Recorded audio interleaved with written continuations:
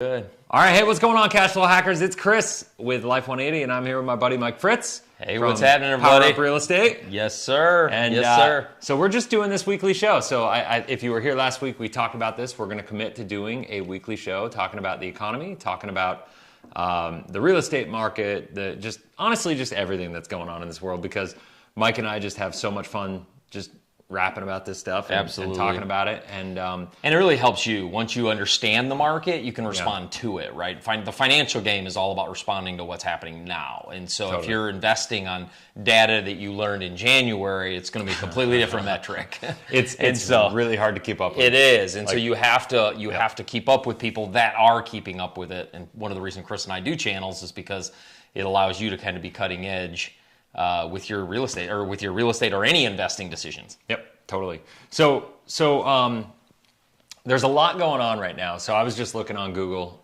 It looks like the Fed rate hike supposed to be tomorrow. Talking about that. Yesterday I did a video. We were talking about different perspectives on the real estate crash. Sure, right? Like a correction or whatever you want to call it. Yep. I kind of covered some of that yesterday. It was funny. I was doing a live yesterday at 6 p.m. and I forgot to pick my daughter up from school. And so my wife gets in the chat and she's like, you forgot your kid. And I'm like, oh, crap. I gotta go, guys. See ya. The peril of a content creator. Right? So there's some stuff that we'll probably cover to get into that. But here's the bottom line is, like, when we're looking at the economy, actually, here's what I'll do. I'm going to ask Mike here, let's recap a little bit of what we talked about last week, and how things have, evolved. Because, listen, things are moving so fast right now, guys, with what's going on in the markets, what's going on with interest rates, what's going on with supply, what's going on with the Fed funds rate, there's so many moving pieces. Yeah, totally. So give kind of your take as of this week.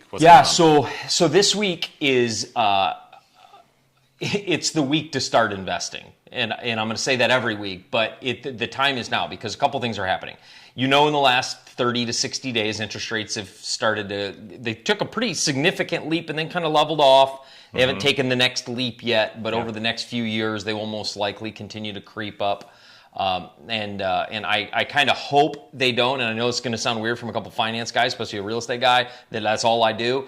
I kind of hope they don't spike or they don't plummet back down to 2-3%, because that's really, really bad for the economic dollar as a whole. Yeah, the economy as a whole, and the value of the dollar is going to go down with those interest rates. So you don't really, really want that. A good steady interest rate is really what you want. In fact, a friend of mine just sold this business, but he was a dairy farmer, and he used to say that when the price of milk spiked up and $9 whatever their measurement is, he said, and then came back down, he said that volatility in the market is really hard on a market, and that's the same in real estate. It's the same in anything. A steady growth pattern is much easier to anticipate and judge and kind of measure. And so that spike in the big things we've seen, with a massive spike in home prices, that's not great for a market. I would prefer to see the spike we saw over the last 12 months. I'd prefer to see that over about 5 years. And so we saw a big spike. But the good news is about that, Warren Buffett said on two things. In any inflationary time, which if you have not been living under a rock, things have gotten more pricey. I think cars have gone up I heard 42%. 47% was the peak of used car inflation. Oh my gosh, which is insane. It's nuts. I mean, it's crazy. And if you've tried to fly anywhere lately, flights have, I don't know about you, but I tried to book a couple flights, and it's 3 to 4 times what it was. I just bought a round trip to Dallas, literally, and the trip that I used to take round trip to Dallas was $260. Yeah, it just cost me $640. That's the thing. So that's 3 times nearly the cost, and that's happening. So with 3 times the cost on flights, and 40% higher on cars, and gas is of course nearly double than it was 2-3 years ago, we're seeing a lot of these spikes of inflation. So we're not. I don't know that we're at the peak of inflation now. I will say, most places gas prices have kind of leveled off. They're not continually rising, which is good. They've leveled off. A lot of the price spikes, as I've gone back to the grocery stores, I'm not seeing a massive spike again. So it seems like inflation has leveled a little bit, or at least slowed down its rise. Which, by the way, That's one of the benefits of rising interest rates, and it slows down that inflationary trajectory. Yeah. But again, I think you just have to understand with interest rates raising, inflation's going up. I think the biggest thing to understand is the response. What do you do about it? And I was listening to an interview by Warren Buffett the other day. Warren Buffett's such an amazing man to interview because he's just so humble, and he lives in like a $720,000 house, which for most of you listening is probably, that's a really good size house, worth a lot of money. But for Warren Buffett, the dude's worth almost $100 billion. Right. You could have $100 million house, and it'd still be cheaper for him than the $700,000 house you live in. And so he's just such a humble dude. But he was talking, and he was interviewing with his son, and his son was talking, and his son said, talking back in the 70s, he said, back in the 70s, $1,000 was a lot of money. Warren Buffett, $100 billion man next to him, says, $1,000 is still a lot of money to a lot of people. And I thought, man, this guy you got to listen to this guy. He's just so down to earth and good. He's just such a good thinker. And he said, right in inflationary times, you place your money where you can ride inflation. Right? You place your money where your investment can ride the wave of inflation. Right? That's where you put your money. You put your money where you can ride inflation. Like if you say, the gas prices are rising, so invest in gas. Well, yes and no, because the cost of it's rising as well. But with real estate, when you lock into a price and you lock into an investment, and there are other investments like this, I'll talk about another one in a minute. You lock into a piece of real estate, the debt doesn't go up. So the next 5 years, payment's the same. Right. But what does go up?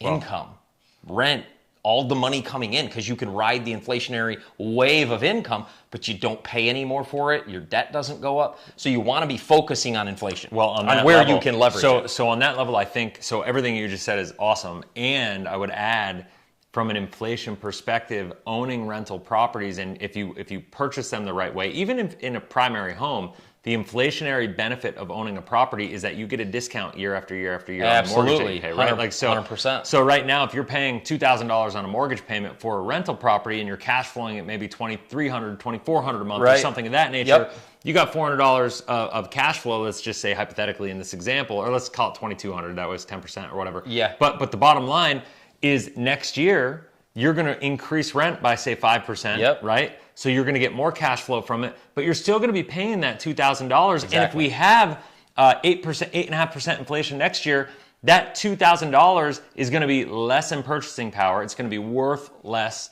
than it is this year, right? So you're still going to be paying that $2,000, but it's only going to feel probably like $900. $980 or $1,980 in today's money. 100%. Right? So you go out, and I've got this calculator that goes through the system and says basically if you have a $2,000 mortgage payment today and you buy a 30-year fixed mortgage, you're going to pay that 30-year fixed mortgage $2,000 every year. But the thing is that year 30, when you make your final payment, you're going to stroke a check for $2,000, but it's only going to feel like $930 in that time. At the time you write of it, which is crazy. Absolutely. And this is assuming why 2.5% inflation, not the crazy inflation not the 6 or 7 or 8 we've seen. Right. And exactly. This is why I think that. This is why I agree with a lot of what non-debt guys say, like Dave Ramsey, because he's speaking towards consumer debt. Totally. But a lot of this real estate leverage debt that you can use, or business leverage debt. I'm in the process of investing in buying our first business with the same funds we buy real estate with, and here's the reason. You lock in on debt, and the more you can sell, and you can ride the wave of inflation. Yeah. Warren Buffett says real estate, business, because both of them, you lock in point in time of value, and you get to ride the wave of inflation. So understanding what's going on right now, interest rates are going up, inflation's going up, but here's the thing, that doesn't have to be a scary thing. No. If you know how to respond. And I think most people it scares them, like, oh crap, because they're looking at, when gas prices go up to $4.50, they're like, what the hell are we going to do? Well, it's uncertainty. People don't know. Well, let's face it, most people are not invested or financially positioned or structured to be able to capitalize from an inflationary environment, or to be able to capitalize in an uncertain market that will have a lot of volatility and potentially create a big correction in the market, right? Yeah, totally. So people are fearing this coming correction. Yep. And they're not structured for it. And this, let's go back to 2008, 2009. That's what happened. 95% of people took it on the chin, lost 30 to 50% of their portfolio people are still working today because they thought they were going to retire and then they haven't made up for the losses yet. Totally, right? totally. And you know, that happens. But then there are also, if you look at the flip side of that coin, there are also more millionaires created in 2009 than any other year on the history of the earth. Right? Like, so yeah. What I believe is that we're coming into a time that's going to be 2008, 9, that opportunity is going to represent itself, you know, in a different way. In a different way. Definitely in a different way. Because a lot of people point towards, you know, real estate market's going up, it's going to crash. Let me tell you something about a real estate crash. We haven't had a real estate crash for the last 100 years other than 2008, 2008 and 9. So it's not something that comes along every 10, 15 years. That's not what happens in real estate. It just doesn't cycle that fast. It does cycle, and it certainly does this, but it's not something that does 08, 09. In fact, 08, 09, only time in my lifetime, and really the only crash we've had like that since the Great Depression. And so we're talking 100-year crash. So we're not really looking at boom. And when you say crash, you mean across the board? Like across the board. Nationwide right? crash. Like 1980, there were a lot of pockets that got smashed. Yeah, a lot of pockets because of the stock market and inflation. The stock market and the federal funds rate going up and mortgage rates going up and all that stuff, which, by the way, is going to be very similar to what we experience right here. Right? Yeah. Like it's going to be... Absolutely, absolutely. But again, even in 1980, so I was born in 1980. You were born in 1980. Hey, we've like 1980, baby. We've lived a full cycle. That's right. That's right. 1980. So my parents got married, I think in 79. They got married just before I was born, and then they bought their first home, seller financing for very little money down, and then ended up selling it and making a very healthy profit, you know, about 10, 15 years later. And so here's what I'm saying. It's just a change of strategy. So yeah, you know, you might not be buying through the banks, but when the banks go so high, sellers are going to be able to make money off that and be like, heck, I could reinvest my money for 10%, or I could just charge you 10% for the loan since the bank's at 12. Fine. So seller financing comes up. But again, 1980 was not a 2008, 2009 real estate crash. It was an economic shift, no doubt. But again, I think that's what we're going to see here. We're going to see correction. I mean, even sometimes, you know, the financial gurus out there, I mean, you know, as we just mentioned, Dave Ramsey, who's, you know, brilliant on some side of the finance game, lots of sides of the finance game. He just mentioned this in one of his videos. Don't fear a crash. It's going to be more of a correction. And most real estate guys are saying this because, I mean, real real estate guys, because it's like, how can you have a crash when you have 4.5 million more buyers than you have homes? There's 800 listings in Austin, Texas. 800. How do you have a crash in Austin and 800 listings? So I did a short on this, I think yesterday. I did a short that went on TikTok and on YouTube here. And it was talking about, like, normally we have 1.5 to 1.6 million houses in inventory. We're at about 600,000 right now. That's crazy. And so think about it this way. Everybody's like, well... Is that a third almost? Interest rates are going up, and so that's slowing down. Everybody's freaking out. The market's going to crash because mortgage applications have dropped to lows. And it's like, we could literally go down demand would have to go down 67%. Yeah, before we have a problem. Yeah. And like, they're freaking out. The demand is down like 6 or 7% right now, right? And so it's like, we've got a long ways to go before demand becomes an issue. Yeah. So what's going to happen, in my opinion, so if you look at real estate, you know, from a long-term view, and I think we always have to have this long-term perspective, right? Always. Real estate is a long game. Always a long game. Totally. And when you look at that, do I think there will wind up being a correction? Yes. And I think it will be drastic too. I think it'll be a 20 to 30% correction. And I think whatever that looks like, it depends on how long it takes before the correction happens, right? Like, because what happens is real estate, you can look at it historically, between 4.5% and 5% is the long-term growth, you know, kind of like growth of the property itself. You don't make your wealth in real estate just by the appreciation of the home. It's a combination of all the factors. Cash flow, depreciation, all of it. Exactly. All of it. And so you got to combine all that. And when you do, it's a beautiful thing because then you can get cash-on-cash returns that are going to beat any other investment you put your money in. Yeah, right. However, what happens right now is when we look at, let's say, growing at a 5%, you know, average growth curve, the last couple of years we've been growing at 15, 21, 16, you know, like whatever. When the supply catches up with the demand, the market will come back to the long-term mean growth. Yeah, average, to the long-term average growth. Average. So we won't see 10 buyers offer Totally. on the same day. And the other thing, even with those stats, and this is why I think those stats don't show the complete picture. 1.5 million listings, we only have 600,000. That's also regional, right? So when you have 800 listings in Austin, that's probably less than 40% of where it needs to be. Oh, God. So because that number is national, that doesn't represent the regional demand and supply, right? Totally. And so that's taking into account no-name Iowa, where there's only 2 buyers within 100 miles. You know, we're not talking, we're even looking at the centralized city. So I think when you see that correction, it's going to be regionally, it's going to correct. And not as far nationally. And I think one thing that will I don't know about change it, but it will dictate how corrective it is how fast wages increase with inflation. Totally. Because if wages come up obviously wages will come up with inflation, they have to, but with how soon they come up, they will, because if owners are making more money sooner or later, one of these, especially in an employee needing market, business owners are going to be like, okay, you're getting 15 over there, I'll give you 22.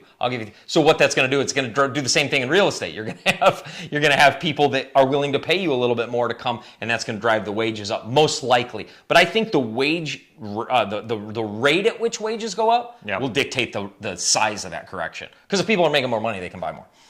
If they can. And that's the thing is, like, if we wind up the same way we were in the 70s when we have stagflation, where inflation goes bad and then wages don't go up with inflation. inflation. With inflation, then the problem actually gets compounded. It gets worse. Right? It gets worse. It's 100%. Exactly. 100%. It factors up against you in multiple ways. Yep. So you know, listen, there's so many variables, and that's why when I watch people kind of talk about like all this stuff with just like one statistic and being like this the market's going to crash because of this. It's like, you just have to, there's so many more factors. And here's instead of focusing on the crash, I really think focusing on the strategy is going to help you more. Yep. Because number one, you can't control it. If it does crash, if it comes down, the Fed's jack the rate, interest rates go from 5 to 10. You can't control any of that, right?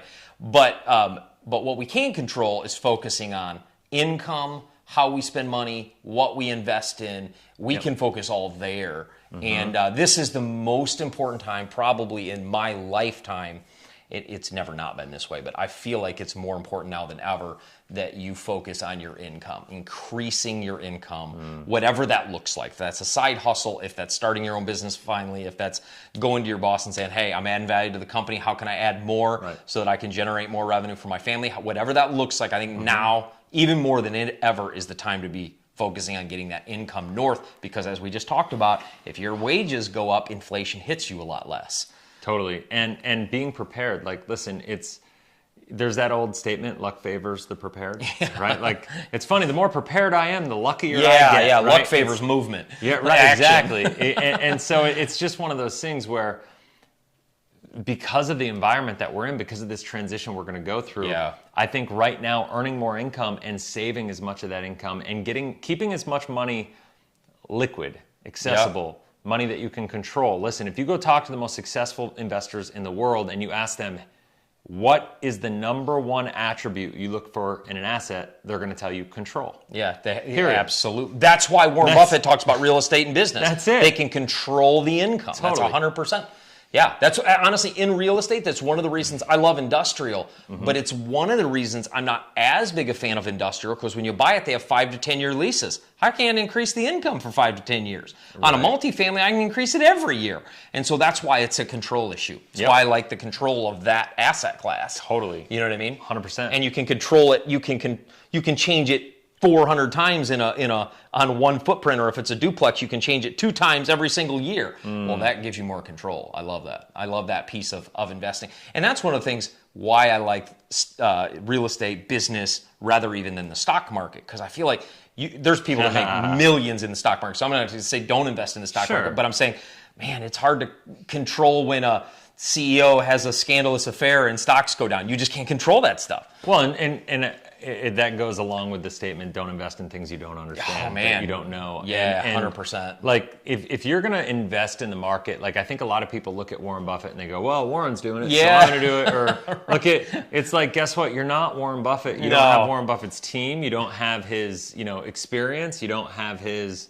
his talent and his knowledge and like his decades of That's like saying background. Steve Jobs started a tech company. How hard can it be? How hard? Yeah, I'm just gonna go create another smartphone. Yeah, you know? Like I've got like it's ridiculous. Exactly. So it's one of the big things that I look to is like I'm a big believer things are made so complicated in the realm of personal finance as a way to separate you from your money. I think that's 100%. I mean, sometimes you got to wonder, why do we graduate high school and never learn about money? But you know what calculus and pre-algebra is, like you ever use that. If you're an engineer, maybe. But I'm saying like, you learn so much in school and you never learn how to balance a checkbook, where to put your money, what a stock is. I'm like, my 10-year-old I could just go crazy on this stuff. My 10-year-old daughter goes to basis, right? Oh, and so it's like this really high achieving school. They're already teaching her fractional division, right? And I'm just like, she comes home and she's like, Daddy, teach me how to do this. And I'm like,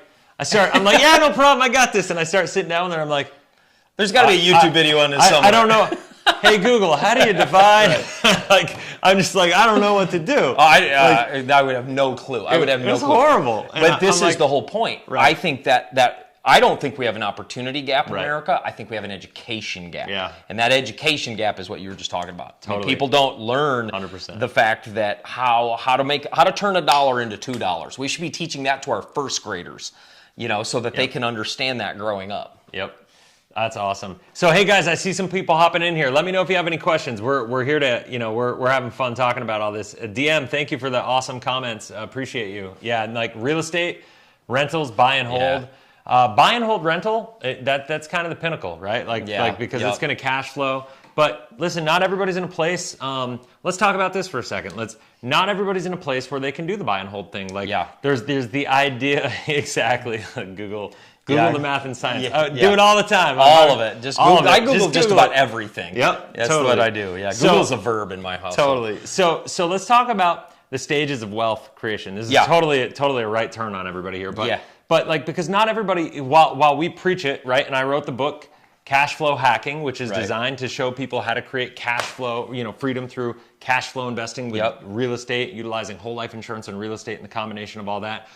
But not everybody's in a place where they can go out and buy and hold and get there. Some people, like you just said, their greatest need is to create more revenue. They need more income. And so there are different ways in real estate to create more revenue. And so you got to go through this active phase to get to and be able to create active income and then reinvest some of that active income into passive income and keep going with that, right? Talk about that real quick because I know you do a lot of So I think it starts by I learned this from the book Secrets of the Millionaire Mind by T. Harv Eker. He said you start off by taking 10% of your income and you put it in a wealth account every month. And you can do nothing but invest that. So it can't be used for anything else but investing. So you put 10% in a wealth account, 10%, 10%, 10%.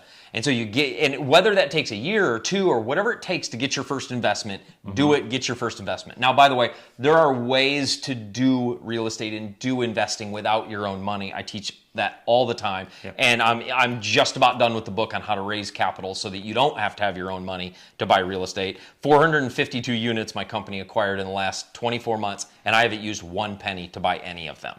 And so you don't have to use your own money. However, starting off, you create a wealth account and you don't set that in the bank. You set that in something that is liquid that you can get at and something that grows at some sort of respectable interest rate. I like to target somewhere 3 to 5% where you're just sitting it there so that you can then move it to something. Your life insurance guy, obviously, that's a great place to park it. I parked mine in an SD IRA, a self-directed IRA, where I could point that towards an investment. I can control it, right? So it's liquid. So just start off 10% a month and put that there. And you know what? Look at every single expense you have to make that happen. Your cable bill. Let's be honest. Instead of watching other people on TV be successful, let's create your own future. Go make a YouTube channel. Yeah, exactly. Go create your own Create content. a course. Create something, right. But just 10% a month. And then, but Robert Kiyosaki taught us in Rich Dad, Poor Dad, he said the goal is for all of your active income, that's your job, to be used to buy assets that produce income. And you live off the income of those assets. So you want a boat? No problem. You just have to buy an asset that pays for the boat. You want to go to Fiji every single quarter? No problem. You just have to buy an asset that can pay for Fiji every quarter. But you don't take that out of your active income. That's what I want to do. Yeah, so I know if you've never been to Fiji, Fiji's amazing. Fiji's amazing.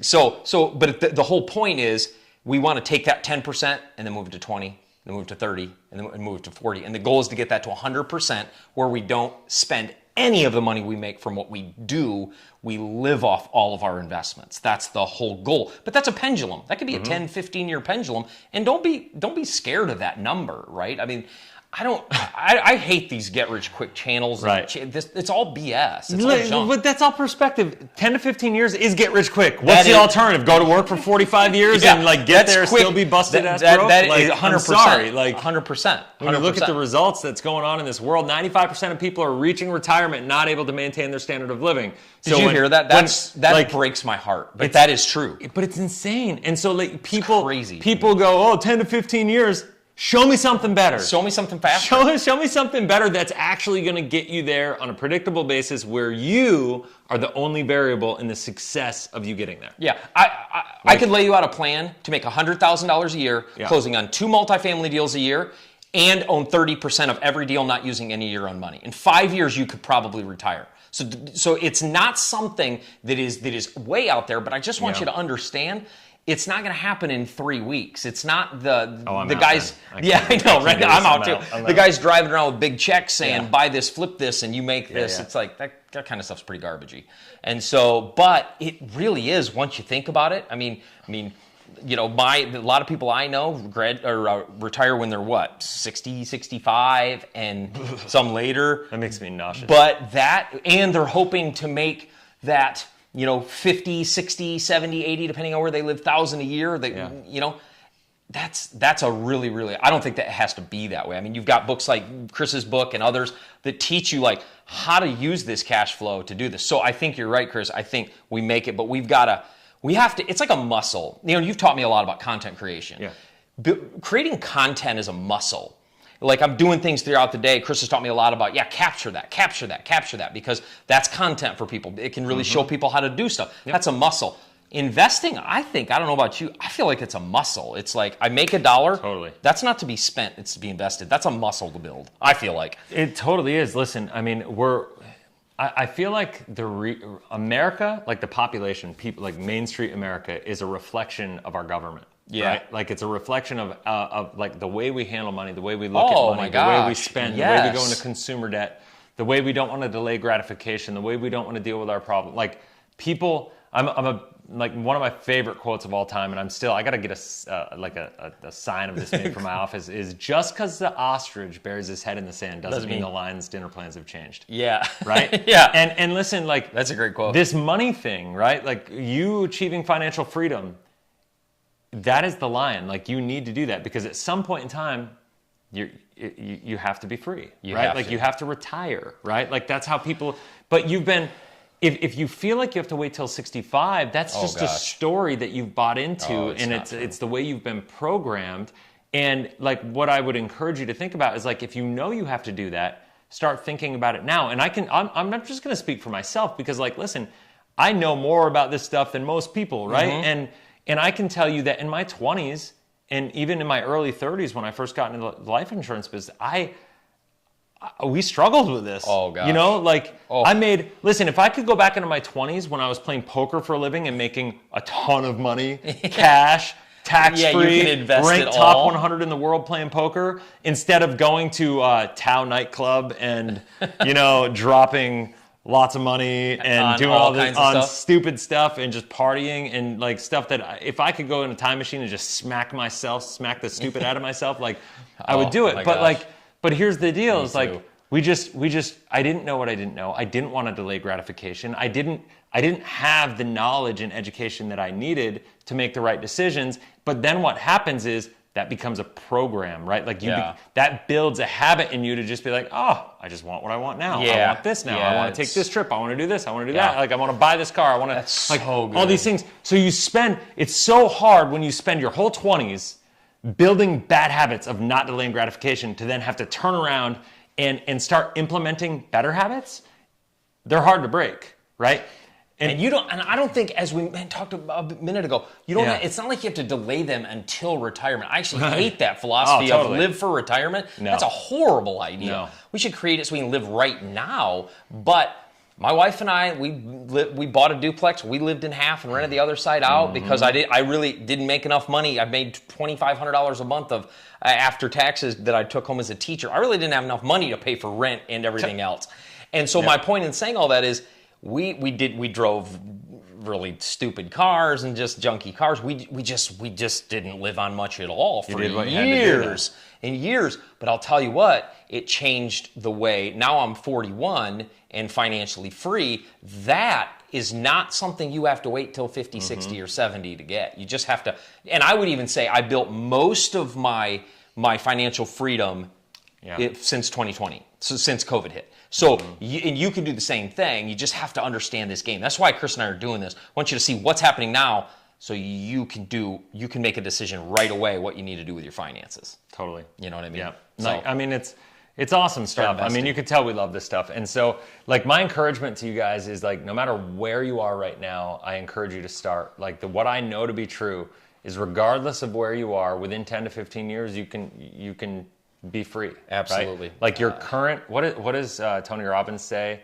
Your current situation shouldn't, like, predetermine your final destination or something like that. Yeah, like, it's so true. It's like, it is. You have the ability to create an amazing life and to go after all your goals. And one of the things that I know is, and I heard this guy Chris Brady say this one time, is people way overestimate what they can accomplish in a year. I was just going to say that quote. That's 100%. And they way underestimate what they can accomplish in a decade. That's 100% accurate. And so if you are just consistent, if you are just grinding, it's like me with the YouTube channel, right? Like, the only reason I got to 13,000 followers and it's growing and it's getting better and it's like whatever is because I just didn't stop. You know, it's like, period. Yeah, I know. Like, I did it and I'm consistent. Just kept going. And I do it and I love doing this. I love talking to people. I don't care. Sometimes I have live streams that have 30 people. Sometimes I have 3, like right now at the time I'm, recording this and looking.